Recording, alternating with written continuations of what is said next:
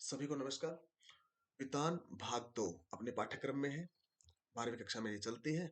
इसमें 3 पाठ हैं।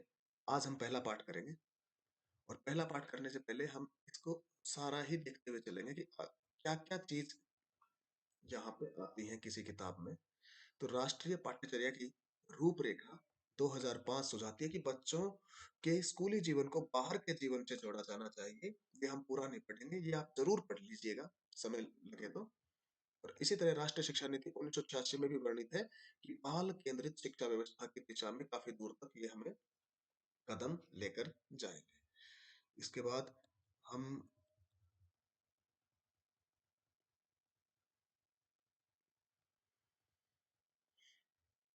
नई दिल्ली 20 नवंबर 2006 निर्देशक राष्ट्रीय शैक्षिक अनुसंधान और प्रशिक्षण परिषद पाठ्य पुस्तक निर्माण समिति में अपने नामवर सिंह जी पूर्व अध्यक्ष जेएनयू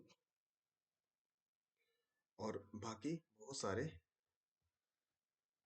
विद्वान लोगों द्वारा पाठ चयन किए गए, पाठ लाए गए। ये सब क्यों लेकर चल रहा हूं मैं, तो हमें पता चले कि 12वीं कक्षा के विद्यार्थियों को वही पाठ क्यों लगाया गया। इतने सारी किताबें थी, इतने सारे पाठ थे, फिर वही क्यों।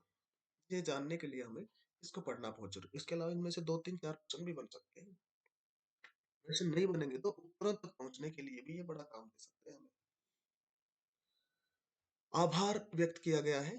हमें भी हर उस व्यक्ति संस्था के प्रति आभारी होना चाहिए जिनका प्रत्यक्ष या अप्रत्यक्ष अपनी सफलताओं में अपने जीवन में सहयोग होता है। तो यहाँ आभार दिया गया है। ओम थानवी जी का आभार दिया गया है क्योंकि उनका भी एक पाठ है यहाँ। और अन्य लोग जो सहयोग करने के लिए आए हैं उन सभी का आभार दिया गया है। और जिन जिन की रचनाएं हैं उन रचनाकारों को या उनके परिजनों को या प्रकाशकों को सभी को आभार। हम भी सभी को आभार देते हुए आगे बढ़ते हैं। अब ये पुस्तक है वितान भाग 2 12वीं की। वितान का मतलब है फैलाव। एक ऐसा तंबू जो अपने भीतर पूरे विश्व को समेट लेता है, किसी प्रकार की सीमा या बंधन इसके आड़े नहीं आते। खास तौर से जब शिक्षा के संबंध में शिक्षा की बात की जाए तब अनुशासन विषयगत की सीमा भी नहीं रहती। 12वीं कक्षा में हिंदी आधार पढ़ने वाले विद्यार्थियों के लिए विज्ञान भाग 2 की परिकल्पना की गई। तो भाषा, देश और विधा आकार पर गहनता से विचार किया गया। किसी भी प्रकार की सीमा आड़े नहीं आई। रचनाएं ऐसी चुनी गई जो रुचिकर होने के साथ साथ विशाल दुनिया के अतीत, वर्तमान और भविष्य से बच्चों का साक्षात्कार करा सके। हमें पता चल रहा है कि ये रचनाएं ली क्यों गई। इस पुस्तक में कुल 4 रचनाएं हैं। अपने पाठ्यक्रम में 3 रचनाएं हैं। ये जो रचनाएं हैं सभी की सभी लंबी है। आत्मकथात्मक उपन्यास का एक अंश भी है जूझ। और इसके अलावा एक लंबी डायरी के पन्ने भी दिए हैं। डायरी के पन्ने अपने अभी पाठ्यक्रम में है नहीं। ये वे रचनाएं हैं जिन्हें स्वतंत्र रूप में पढ़ने के साथ साथ पूरी रचना को पढ़ने की चाह भी पैदा होगी। मतलब कि बच्चा पढ़ना सीखेगा, पढ़ते हुए समझना सीखेगा, उसकी सीटिंग बढ़ेगी, पढ़ने की क्षमताएं बढ़ेंगी, रुचि जागृत होगी। इसलिए दी जाती है अपनी वितान में बड़ी बड़ी रचनाएं। Silver waiting. आज का पाठ अपना सिल्वर वेटिंग ही होगा। उसके बारे में जान लेते हैं। एक लंबी कहानी है मनोहर श्याम जोशी की, अन्य रचनाओं से अलग दिखती सी पर है नहीं। यह कहानी अपने शिल्प में जोशी जी के चिर परिचित भाषिक अंदाज और मुहावरों से युक्त है। आधुनिकता की ओर बढ़ता हमारा समाज एक और नई उपलब्धियों को समेटे हुए है तो दूसरी ओर मनुष्य को मनुष्य बनाए रखने वाले मूल्य कहीं घिसते चले गए। ये सबसे जरूरी है कि मनुष्य मनुष्य बना रहे, मशीन ना बने। बी प्रैक्टिकल के नाम पे हम मशीन बनते जा रहे हैं। हम मशीन ना बने। जो हुआ होगा और सम हाउ इम्प्रॉपर। ये तकिया कलाम है अपने यशोधर बाबू के। ये दो जुमले इस कहानी के बीज वाक्य है। तो कहानी के बीज वाक्य क्या है? जो हुआ होगा सम हाउ इम्प्रॉपर। जो हुआ होगा में यथास्थितिवाद यानी ज्यों का त्यों स्वीकार कर लेने का भाव है। जो हुआ होगा माने कि जैसी स्थिति है वैसे ही स्वीकार कर लेने का भाव आएगा। जहां जहां अपने कहानी के नायक यशोधर बाबू कहेंगे वहां वहां हम मानेंगे कि उन्होंने उस स्थिति को जो का त्यों स्वीकार कर लिया। भाई जो हुआ होगा। ऐसे ही समहाउ इम्प्रॉपर में एक अनिर्णय की स्थिति रहेगी। तो समहाउ इम्प्रॉपर होगा तो वो खुद ही निर्णय की स्थिति में नहीं होंगे। इम्प्रॉपर सा लग रहा है। ये दोनों ही भाव इस कहानी के मुख्य चरित्र यशोधर बाबू के भीतर के द्वंद्व है। ये दोनों ही स्थितियां हालात को जो का त्यों स्वीकार कर बदलाव को असंभव बना देने की ओर ले जाती है। महत्वपूर्ण बात यह है कि यशोधर बाबू इन स्थितियों का जिम्मेदार किसी व्यक्ति को नहीं ठहराते। वे अनिर्णय की स्थिति में है।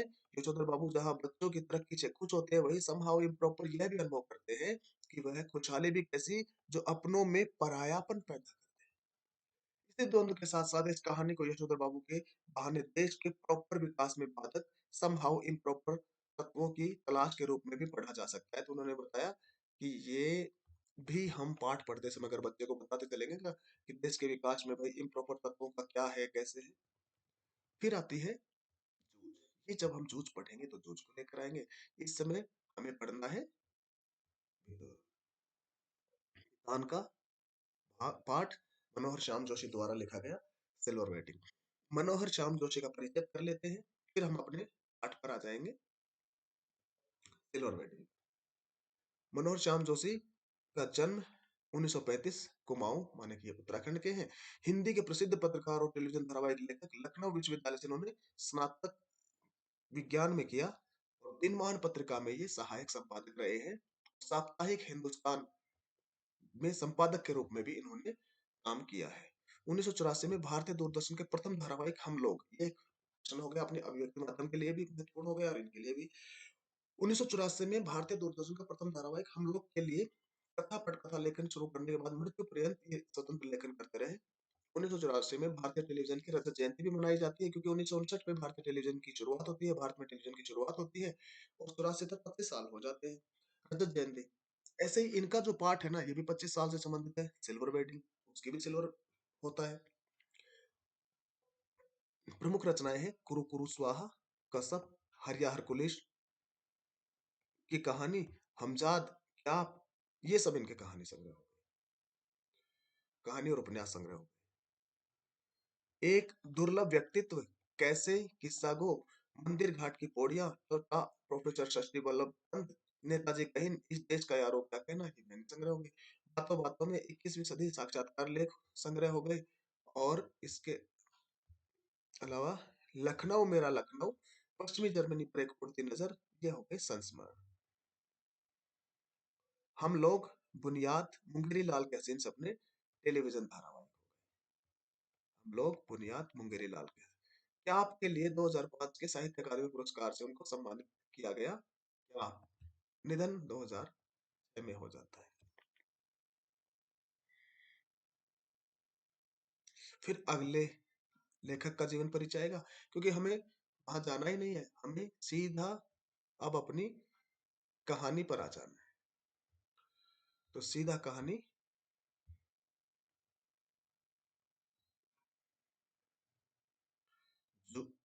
Silver wedding. जब हम ये किताब शुरू करें तो करते समय शुरू से ही अगर बच्चों को पढ़ाते हुए चलेंगे, संविधान के उद्देश्य का भी एक बार पढ़वा देंगे। जी। अब आते हैं हम अपने पाठ सिल्वर वेडिंग, जिन्हें लिखा है मनोहर श्याम जोशी ने। बहुत स्पीड से मैं ये पाठ पढ़ता रहूंगा, कोशिश करूंगा 10-15 मिनट में ये पूरा हो जाए, क्योंकि हम 2-3 बार इस पाठ को पढ़ चुके हैं। अब रिवीजन के लिए, जब सेक्शन ऑफिसर वाईडी पंत, यशोधर पंत ने आखिरी फाइल का लाल फीता बांधा, उन्होंने लाल फीता बांध कर निगाह में से उठाए, तब दफ्तर की पुरानी घड़ी, दफ्तर की नई घड़ी या पुरानी घड़ी 5:25 बता रही थी। उनकी अपनी कलाई घड़ी में 5:30 बज रहे थे, 5 मिनट आगे थी उनकी खुद की कलाई घड़ी। अपनी घड़ी रोजाना सुबह शाम रेडियो समाचारों से मिलाते, इसलिए उन्होंने दफ्तर की घड़ी को ही सुस्त ठहराया। फाइल आउटले में डालकर उन्होंने एक निगाह अपने माथ हाथों पर डाली, जो उनके ही कारण 5 बजे के बाद भी दफ्तर में बैठने को मजबूर हुए। चलते चलते जूनियरों से कोई मनोरंजक बात कर दिन भर के शुष्क व्यवहार का निराकरण कर जाने की कृष्णानंद पांडे किशनदा से मिली हुई परंपरा का पालन करते हुए उन्होंने कहा, आप लोगों की देखा देखी सेक्शन की घड़ी भी सुस्त हो गई है। हम कहानी पढ़ने जा रहे हैं। हमने कहानी का पहला पृष्ठ पढ़ा। थोड़ा सा कहानी का सारांश मैं यह बता देता हूँ कि कहानी में अपने नायक है यशोधर बाबू। कहानी में अपने प्रछन्न नायक है किशनदा, आनंद पांडे। किशनदा या कृष्णानंद पांडे वो व्यक्ति है जो दिल्ली में रहते हैं और पहाड़ से आए हुए, उत्तराखंड से आए हुए लड़कों को अपने यहाँ आश्रय देते हैं, देखभाल करते हैं। कृष्णानंद पांडे कुंवारे हैं, लेकिन उनके अपने कुछ सिद्धांत उन्होंने बना रखे हैं, उन्हीं सिद्धांतों के अनुसार उन्होंने अपना जीवन जिया। कृष्णानंद पांडे आदर्श हो जाते हैं अपने यशोधर बाबू। यशोधर बाबू उन्हीं की तरह का व्यवहार कर रहे होते हैं। उन्हीं के बहुत सारे वाक्य हैं जो उन्होंने अपने ध्येय वाक्य बना रखे हैं। कहानी में यशोधर बाबू के 4 बच्चे हैं, 3 लड़के, 1 लड़की।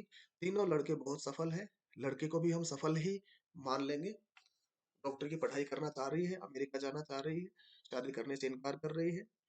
और तीनों लड़कों में से पहला लड़का एक विज्ञापन एजेंसी में काम करता है।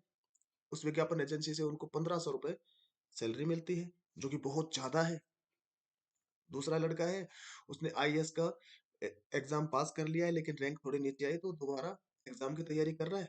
अपने यशोधर बाबू को बड़ा विचित्र सा लगता है कि जब ये पास कर चुका है तो ज्वाइन क्यों नहीं कर रहा। और तीसरा लड़का पढ़ने, अमेरिका पढ़ने जाने की बातें कर रहा है। अब आते हैं पत्नी पर। पत्नी बच्चों का पक्ष ले रही है। उनके बहुत सारे कारण हैं जो हम कहानी में पढ़ते चलेंगे। यशोधर बाबू थोड़ा सा अनफिट सा महसूस कर रहे हैं। कहानी में 3 मूल तत्व आते हैं। वो मूल तत्वों के इर्द गिर्द ही कहानी बुनी गई है। पहला है पीढ़ीगत अंतराल। दूसरा है पाश्चात्य संस्कृति का प्रभाव। और तीसरा है गिरते हुए मानवीय मूल्य। इन तीनों के इर्द गिर्द कहानी चलती है, लेकिन अगर मुख्य बात करें तो पीढ़ीगत अंतराल मुख्य बात है जो इस कहानी में हमें बताई जाएगी। 12वीं कक्षा को ये कहानी क्यों दी गई है? क्योंकि एकदम शूट करते हैं 12वीं कक्षा के विद्यार्थी और उनकी वयस को। अब हम आते हैं कहानी पर वापस। सीधे असिस्टेंट ग्रेड में आए नए छोकरे चड्डा ने, जिसकी चौड़ी मोहरी वाली पतलून और ऊंची एड़ी वाले जूते पंत जी को समहाउ इम्प्रॉपर मालूम। थोड़ी बदतमीजी से की, एज यूजुअल बोला, बड़े बाऊ आपकी अपने चुने दाने का क्या हाल है, वक्त सही देती है? तो ये लड़का असिस्टेंट ग्रेड में आता है, चड्डा है, थोड़ा सा बदतमीज है, थोड़ी थोड़ी मोहरी वाली पतलून पहने हुए है, और वो इनकी घड़ी को चुने दाने। पंत जी ने चड्डा की दृष्टा को अनदेखा किया और कहा, मिनट टू मिनट करेक्ट चलती है। चड्डा ने कुछ और दृष्ट होकर पंत जी की कलाई ही थाम ली। इस तरह की दृष्टता का प्रकट विरोध करना यशोधर बाबू ने छोड़ दिया है। मन ही मन वह उस जमाने की याद जरूर करते हैं जब दफ्तर में वह किशनदा को भाई नहीं साहब कहते थे। किशनदा को वो क्या कहते थे? और समझते भी थे। घड़ी की ओर देखकर वह बोला, बाबा आदम के जमाने की है बड़े बाबू यह तो। अब तो डिजिटल ले लो, एक जापानी सस्ती मिल जाती है।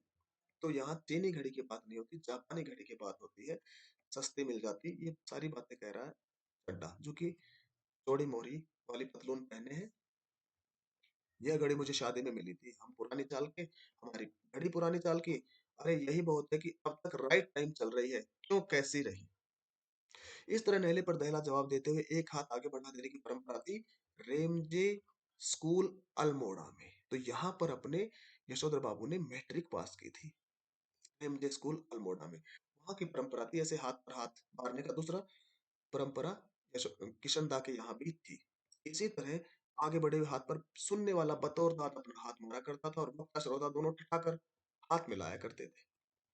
ऐसे ही परंपरा किशन दा के क्वार्टर में भी थी, जहाँ रोजी रोटी की तलाश में आए यशोधर पंत नामक एक मैट्रिक पास बाल को शरण मिली।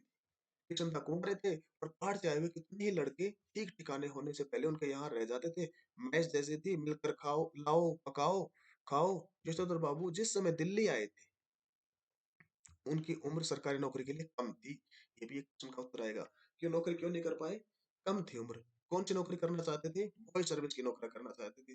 फिर क्या किया? फिर रसोईया बन गए वो मैस का। तो कोशिश करने पर भी बॉय सर्विस में नहीं लगाया जा सका। तब चंदा ने उन्हें मैस का रसोईया बनाकर रख लिया। यही नहीं, उन्होंने यशोधर बाबू को 50 रुपए उधार देते हैं। वो 50 रुपए उधार देते हैं, क्यों देते हैं? एक तो कहते हैं कि भाई अपने कपड़े बनवा लो, और फिर दूसरा कुछ पैसे गाँव भी भेज दो। नौकरी तो तुम्हें मिली नहीं है, तो यहाँ रसोइये का काम करते हो, कुछ घर वाले तो एक्सपेक्ट कर रहे होंगे ना पैसे, तो कुछ पैसे वहां भी भेज दो, तो अपने लिए कपड़े बनवा सके और गाँव पैसा भेज सके। बाद में इन्हीं की चंदा ने अपने ही नीचे नौकरी दिलवाई और दफ्तरी जीवन में मार्गदर्शन किया। तो चंदा का कितना महत्वपूर्ण रोल है उनके जीवन में, और हमारे यशोधर बाबू एहसान फरामोश नहीं है। पाठ पढ़ते समय हमें किसी एक का पक्ष नहीं लेना, हमें सही रास्ता सही पक्ष लेकर बच्चों को बता देना है कि ये सही रास्ता है। चड्डा ने जोर से कहा, बड़े बाऊ आप किन ख्यालों में खो गए? मेनन पूछ रहा है कि आपकी शादी हुई कब थी? अब चड्डा कह रहा है मेनन का नाम लेकर कि मेनन पूछ रहा है कि आपकी शादी हुई कब थी? मेनन आते ही शादी का जिक्र आता है। यशोधर बाबू ने सक पकाकर अपना बढ़ा हुआ हाथ वापस खींचा और मेनन से मुखातिब होकर बोले, now let me see, I was married on 6 फरवरी 1947। 6 फरवरी 1947 में शादी हुई। और ये आज की तारीख क्या है? तो आज की तारीख को देखकर ही तो सिल्वर वेडिंग का पता चलेगा। मेनन ने फौरन हिसाब लगाया और चेक कर बोला, many happy returns of the day sir. आज तो आपका सिल्वर वेडिंग है। शादी को पूरा 25 साल हो गया। शादी के लिए बधाई देने वाला व्यक्ति कौन है? मेनन है। क्वेश्चन बनता है, many happy returns of the day किसने कहा? तो मेनन ने कहा। मेनन का एक ही डायलॉग आया है अभी तक। यशोधर जी खुश होते हुए झेपे और झेपते हुए खुश हुए, यह अभी उन्होंने कृष्णदास से सीखी। चड्डा ने घंटी बजाकर चपरासी को बुलाया और कहा, सुन भाई भगवान दास, बड़े बाबू से बड़ा नोट ले, सारे सेक्शन के लिए चाय पानी का इंतजाम कर फटाफट। ये भी चड्डा कह रहा है। लेकिन एक और नया प्रश्न आ गया। चपरासी का नाम है भगवान दास। यशोधर जी बोले, अरे ये वेडिंग एनिवर्सरी वगैरह सब गोरे साहबों के सोच ले, हमारे यहाँ थोड़ी मनाते हैं। चड्डा बोला, मिक्सचर मत पिलाइए गुरुदेव, चाय मट्टी लड्डू बस इतना ही तो सौदा है। इनमें कौन बड़ी माया निकली जानी है? यशोधर बाबू ने जेब से बटुआ निकाला और बटुए में से निकाला 10 का नोट। तो यशोधर बाबू पहली बार कितना रुपए देते हैं? 10 रुपए किस चीज के लिए देते हैं? कि भाई चलो कर लो अपनी छोटी मोटी चाय पानी की पार्टी। आप लोग चाय पीजिए, that I do not mind. लेकिन जो हमारे लोगों में कस्टम नहीं है उस पर इंसिस्ट करना, दैट मैं समहाउ इम्प्रॉपर फाइंड करता हूँ। तो इम्प्रॉपर जहां भी आएगा हम मानेंगे कि वो अनिर्णय की स्थिति में है। और जो हुआ होगा जहां भी आएंगे तो हम मानेंगे कि वो स्थितियों को एज इट इज स्वीकार कर लेना चाहते हैं कि ठीक है भाई। चड्डा ने 10 का नोट चपरासी को दिया और पुनः बड़े बाबू के आगे हाथ फैला दिया कि एक नोट से उनका क्या बनता है? रुपए 30 हो तो चुग्गे भर का जुगाड़ हो सके। तो 10 रुपए वो देते हैं। ये मांगते हैं कि दो और नोट तो 10-10 के, ताकि 30 हो जाए। सारा सेक्शन जानता है कि यशोधर बाबू अपने बटुए में 100-150 रुपए लेकर चलते हैं। तो यशोधर बाबू के बटुए में हमेशा कितने रुपए रहेंगे? 100-150 रुपए हमेशा रखते हैं। भले उनका दैनिक खर्च नगण्य है। और तो और बस टिकट का खर्च भी नहीं। गोल मार्केट से सेक्रेटरी तक पहले साइकिल से आते जाते थे, इधर पैदल आने जाने लगे हैं। तो टिकट का भी खर्चा नहीं लगता, पैदल आते जाते हैं। पहले साइकिल से आ रहे थे, क्यों? क्योंकि उनके बच्चों ने कहा कि साइकिल से मत आओ, साइकिल से तो कोई और लोग जा रहे होते हैं। कोई और लोगों में जिक्र आता है कि साइकिल तो चपरासी चलाते हैं, ऐसा इस पाठ में कह दिया। जबकि हमें बच्चों को बताना है कि बेटा सब पद बहुत महत्वपूर्ण है और सभी पद बड़े गरिमापूर्ण है। कहीं बच्चा कुछ अलग अर्थ ना निकाले। साइकिल से इसलिए आते हैं कि बच्चों ने मना कर दिया स्कूटर से आना है, स्कूटर समहाउ इनको इम्प्रॉपर मालूम होता है, तो बस फिर पैदल चलेंगे। क्योंकि उनके बच्चे आधुनिक युवा हो चले, उन्हें अपने पिता का साइकिल सवार हो जाना नागवार गुजरता है।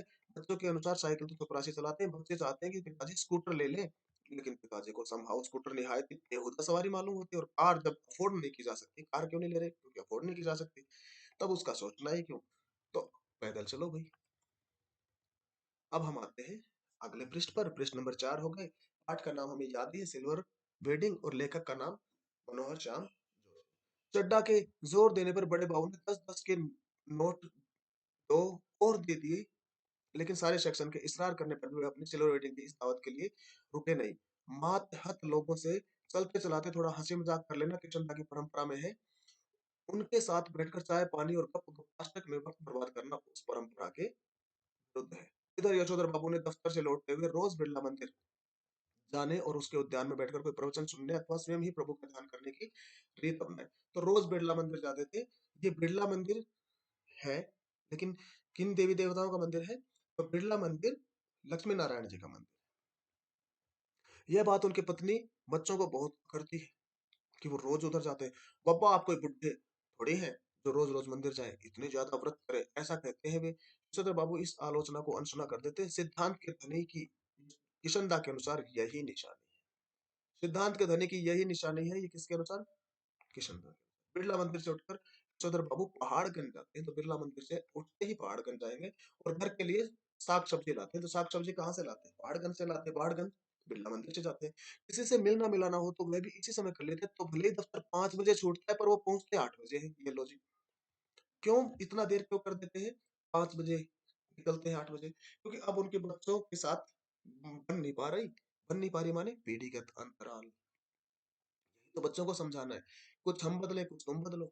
आज बिरला मंदिर जाते हुए यशोधर बाबू की निगाह उस अहाते पर पड़ी जिसमें कवि चंदा का 3 बेडरूम वाला क्वार्टर, तो चंदा का क्वार्टर जो है वो 3 बेडरूम का है। यहाँ 2 क्वार्टरों का जिक्र आएगा। चंदा का क्वार्टर है 3 बेडरूम वाला, वार्ड जिस पर इन दिनों एक 6 मंजिला इमारत बनाई जा रही है। पुराने क्वार्टर को हटाकर 6 मंजिला इमारत। इधर से गुजरते कभी DIZ एरिया की बदलती शक्ल देखकर ईश्वर बाबू को बुरा सा लगता है, ये लोग गोल मार्केट क्षेत्र में तोड़कर यहाँ एक 1 मंजिला क्वार्टरों की जगह ऊंची इमारतें बना रहे हैं। यशोदा बाबू को पता नहीं कि वे लोग ठीक कर रहे हैं कि गलत कर रहे हैं, उन्हें यह जरूर पता है कि उनकी यादों के गोल मार्केट के ढहाए जाने का गम मनाने के लिए उनके क्षेत्र में डटे रहना निहायत ही जरूरी है। उन्हें एंड्रयूसगंज, लक्ष्मीबाई नगर और पंडारा रोड आदि, ये तीनों जगह आएंगे। एंड्रयूसगंज, लक्ष्मीबाई नगर और पंडारा रोड आदि नहीं, पद के गरिमा के अनुरूप D2 टाइप क्वार्टर मिलने की अच्छी खबर थी, तो पद के गरिमा के अनुरूप उनको D2 टाइप क्वार्टर मिल रहे हैं, लेकिन वो नहीं ले रहे। मगर हर बार उन्होंने गोल मार्केट छोड़ने से इनकार कर दिया, क्योंकि यहाँ पे तो किचन की यादें हैं। चंदा का 3 बेडरूम वाला क्वार्टर है यहाँ, हाँ गोल मार्केट में है। जब उनका क्वार्टर टूटने का नंबर आया तब भी उन्होंने इसी क्षेत्र की इन बस्ती में बचे हुए क्वार्टरों में एक अपने नाम अलॉट करा लिया कि जाऊंगा नहीं, रहूंगा यही इसी एरिया में रहूंगा। पत्नी के यह पूछने पर कि जब भी टूट जाएगा तब क्या करोगे, तो उन्होंने कहा तब की तब देखी जाएगी, कहा और उसी तरह मुस्कुराए जिस तरह किशनदा यही फिक्रा कहकर मुस्कुराते थे। यहाँ हमें बच्चों को एक प्रैक्टिकल बात जरूर बता देनी है कि हालांकि किशनदा और यशोधर बाबू ठीक है, बुजुर्ग हैं, सारी चीजें ठीक है, लेकिन कुछ चीजों के लिए प्रैक्टिकल होना पड़ेगा। किशनदा ने अपने लिए घर नहीं बनाया, कहा कि मैं क्यों घर बनाऊं, रिटायरमेंट होऊंगा तब तक इस घर में रहूंगा, बाद में किराए के घर में, और इस वजह से किशनदा बहुत परेशान हुआ। सच तो यह है कि पिछले कई वर्षों से यशोधर बाबू का अपनी पत्नी और बच्चों से हर छोटी बड़ी बात में मतभेद होने लगा था, और इसी वजह से वे घर जल्दी लौटना पसंद नहीं करते थे। जब तक बच्चे छोटे थे तब तक उनकी पढ़ाई लिखाई में मदद कर सकते थे। अब बड़ा लड़का एक प्रमुख विज्ञापन संस्था में, ये बहुत महत्वपूर्ण प्रश्न है कि बड़ा लड़का कहाँ, प्रमुख विज्ञापन संस्था में नौकरी पा गया है। यद्यपि संभव यशोधर बाबू को अपने साधारण पुत्र को असाधारण वेतन देने वाली यह नौकरी कुछ समझ नहीं आती। वह कहते हैं कि 1,500 रुपए तो हमें रिटायरमेंट के पास पहुंचकर मिला है, शुरू में ही 1,500 रुपए देने वाली इस नौकरी में जरूर कोई पेच होगा। यशोधर जी को दूसरा बेटा दूसरी बार IAS देने की तैयारी कर रहा है, दूसरी बार दे रहा है। और यशोधर बाबू के लिए यह समझ सकना असंभव है कि जब वह पिछले साल अलाइड सर्विसेज की सूची में माना काफी नीचे आ गया था, लेकिन आ तो गया था ना, सेलेक्ट तो हो गया था। बड़ी मुश्किल से 1,000 के करीब पोस्ट होती है, 900 के करीब पोस्ट होती है, उनमें आ जाना ये भी उपलब्धि है। नौकरी ज्वाइन करो भाई यशोधर बाबू के अनुसार। लेकिन लड़का है कि वो तो अच्छी रैंक लाना चाह रहा है। अब यशोधर बाबू को समझ नहीं आ रहा कि अच्छी रैंक लाकर वो कर क्या लेगा, लेकिन हम सभी को समझ आ रहा है कि अच्छी रैंक लाएगा तो अच्छी पोस्ट मिलेगी, डायरेक्ट IAS। सूची में अपना काफी सूची में माना कि काफी नीचे आ गया था, तब उसने ज्वाइन करने से इनकार क्यों कर दिया? उनका तीसरा बेटा स्कॉलरशिप लेकर अमेरिका चला गया है, और उनकी एकमात्र बेटी, बहुत महत्वपूर्ण प्रश्न है, पहला विज्ञापन संस्था में काम करता है, दूसरा अलाइड सर्विसेज IAS में सेलेक्ट हो गया है लेकिन ज्वाइन नहीं कर रहा, तीसरा बेटा अमेरिका चला गया। एकमात्र बेटी ने तमाम प्रस्तावित वर्क अस्वीकार करती चली जा रही है, और कहा कि अगर ज्यादा जिद करोगे तो वो भी अमेरिका चली जाएगी, और डॉक्टर की उच्चतम शिक्षा के लिए स्वयं भी अमेरिका चले जाने की धमकी दे रही है। यशोधर बाबू जहाँ बच्चों की इस तरक्की से खुश है, ऐसा नहीं कि वो ना खुश है, खुश है, वहां समहाउ यह भी अनुभव करते हैं कि वह खुशहाली भी कैसी जो अपनों से में परायापन पैदा करते हैं। यहाँ पे 2-3 अर्थ निकलते हैं कि कौन कौन से अपनों में परायापन पैदा कर रहा है, कि आपस में संबंध ठीक नहीं रह पा रहे। दूसरा अपनों में परायापन ये है कि उनके रिश्तेदारों के साथ में उनका उतना अच्छा संबंध नहीं है। अपने बच्चों द्वारा गरीब रिश्तेदारों की अपेक्षा उन्हें समहाउ जस्ती नहीं है। एनीवे जनरेशन में गैप तो होता ही है, सुना ऐसा कहकर स्वयं को दिलासा देता है पिता। यद्यपि यशोधर बाबू की पत्नी अपने मूल संस्कारों से किसी भी तरह आधुनिक नहीं है, तथापि बच्चों की तरफदारी करने की मात्र मजबूरी ने उन्हें मोड बना डाला है। मोड मॉडल कुछ यह भी है, जिस समय उनकी शादी हुई थी यशोधर बाबू के साथ गांव से आए ताऊजी और उनके 2 विवाहित बेटे। जब यशोधर बाबू की शादी हुई तो ताऊजी थे और उनके 2 विवाहित बेटे भी यहाँ रहते थे। इस संयुक्त परिवार में पीछे ही पीछे बहु बहुओं में गजब के तनाव थे, लेकिन ताऊ जी के डर से कोई कुछ कह नहीं पाता था। यशोधर बाबू की पत्नी को शिकायत है कि संयुक्त परिवार वाले उस दौर में पति ने हमारा पक्ष नहीं लिया। उस समय बस जेठानियों की चल रही थी। तो ताऊ जी के 2 बेटे हैं, संयुक्त परिवार में रहते थे। पत्नी ने कहा कि भई हमारी तो चल नहीं थी, जेठानियों की चली। उनका यह भी कहना है कि मुझे आचार व्यवहार कैसे बंधनों में रखा गया, मानो मैं जवान औरत नहीं बल्कि बुढ़िया हूँ। ये एक कारण है। अब यहाँ से आगे आखिर कहानी में होता क्या है? ये सब जानने के लिए हम बाद में फिर आएँगे। अभी बहुत लेट हो रहा हूँ स्कूल जाने के लिए। आप सभी का बहुत-बहुत धन्यवाद। इसका पार्ट 2 बनाएँगे, उसमें देखेंगे।